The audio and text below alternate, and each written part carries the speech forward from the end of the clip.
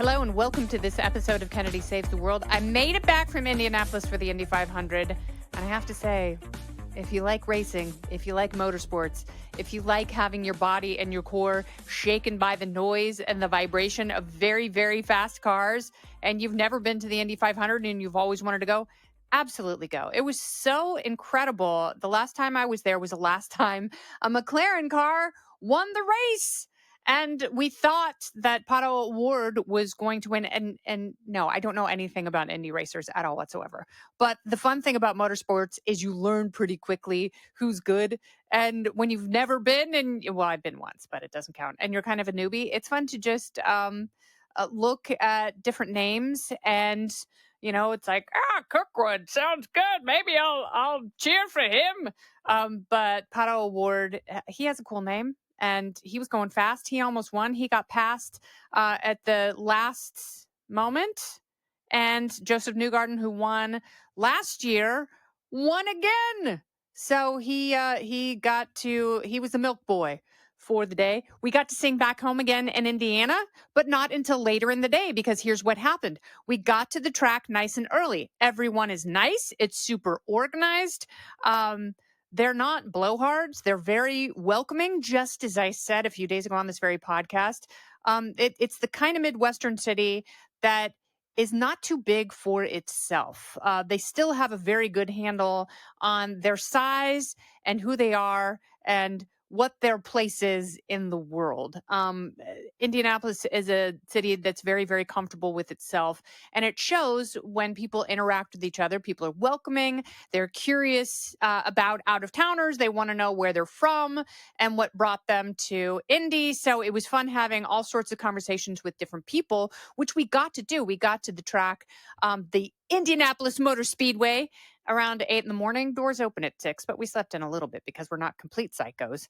And we got there, got to see the trophy, got to see the big case of milk, talked to a bunch of people, got photos on the bricks, and, finally made our way to the stands, to our seats, which were comfortable and lovely. And we had our own little refreshment center right there. I will say, in terms of organization, there were no bottlenecks. Like, they have enough stuff spread out. They know what people need and when they need it. And it didn't feel like there were any log jams throughout the day. So that part with, 350,000 people in attendance, it felt like they were so good at anticipating what people would need. Other than beer at one of the refreshment stands, they didn't seem to run out of anything, and they certainly didn't run out of enthusiasm. So we got there, got to our seats. Everyone had been following the weather, which many of you interfaced with over the weekend, because there were some bad storms throughout, as we saw. And, there was a big, ugly red band of thunderstorms and a potential tornado warning that was blowing through, and we knew we weren't going to avoid it. But we were worried that they were going to have to delay the race by a day if they were going to get started too late, because there are not lights at the Indianapolis Motor Speedway. But we got to our seats, we're ready to rumble, and then they're like, yeah, thanks for coming. Everyone, you must evacuate the grandstands now. We have severe thunderstorms coming through. And there was no stampede. People were very orderly. They hung out under the grandstands where there's plenty of room for a while. And then we were like, well, let's just walk back to our hotel, which was pretty close by. So we walked about a mile, found McAllister's Delicatessen, and had a lovely lunch. Went back to the hotel. There was a deluge. We were safe from it. Sun came out, went back to the track, back home again in Indiana. America the Beautiful, God Bless America, Star Spangled Banner, Jordan Sparks, absolute perfection executing the Star Spangled Banner. It was almost Whitney-esque.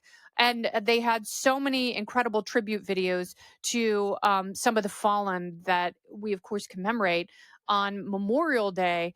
And it was very beautiful. And you're talking about a crowd of people to whom service truly means something. And I have to say, the people surrounding me, there was not a dry eye in the house when we were watching those videos and singing together.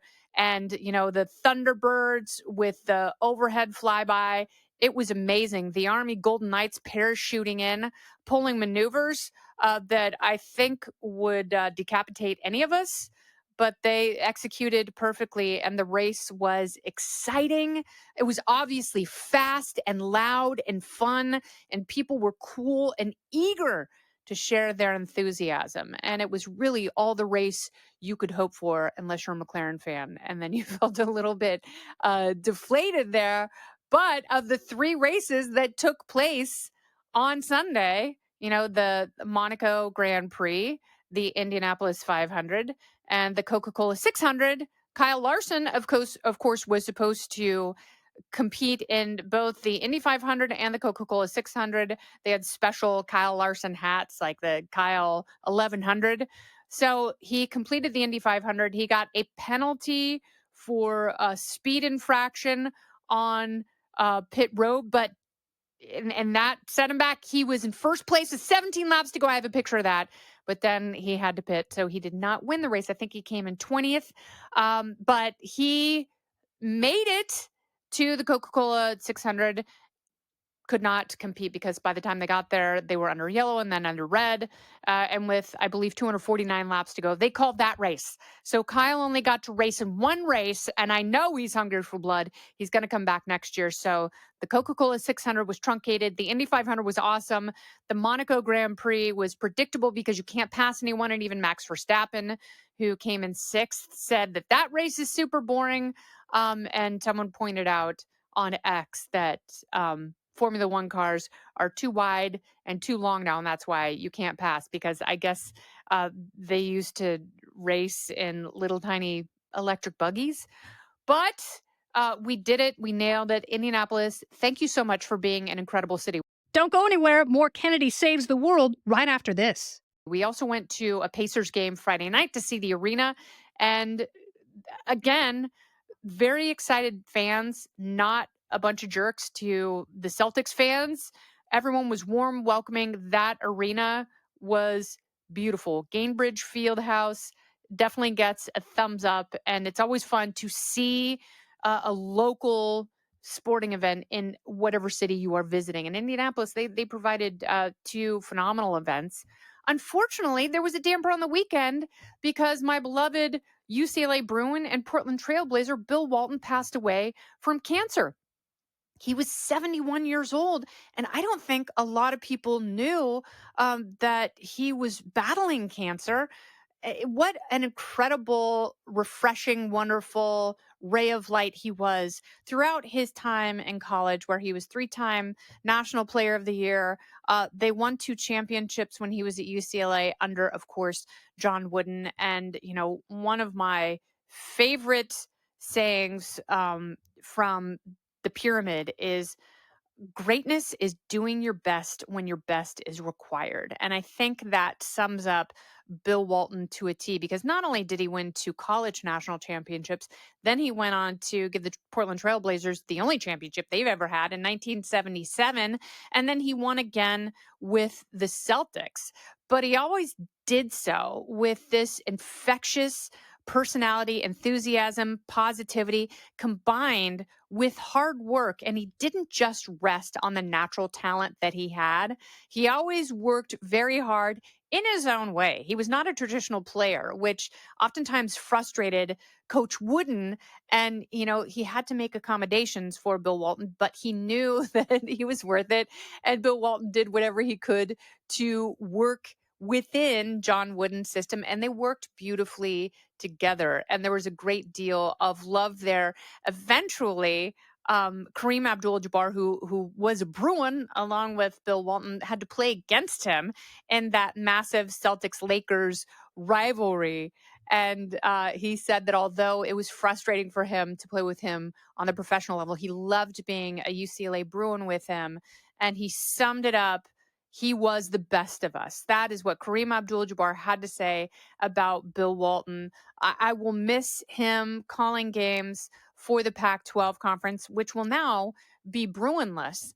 And, the conference is certainly truncating, but his spirit, his energy, his just passion for life and music and nature, those are the things that we will enjoy in his legacy. And those are the types of things that we meditate upon and aspire to be. And, when you get to be inspired by someone who is the very best of us, then that encourages you to be the best that you have not even begun to be. So thank you, Bill Walton. Rest in peace.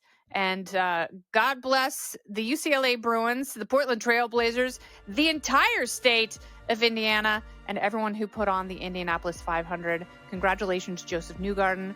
This has been Kennedy Saves the World. I'm Kennedy. Listen ad-free with a Fox News Podcast Plus subscription on Apple Podcasts, and Amazon Prime members can listen to this show ad-free on the Amazon Music app. Oh, go ahead and leave me a review while you're there. I'd love to hear what you have to say. You've been listening to Kennedy Saves the World on the Fox News Podcast Network.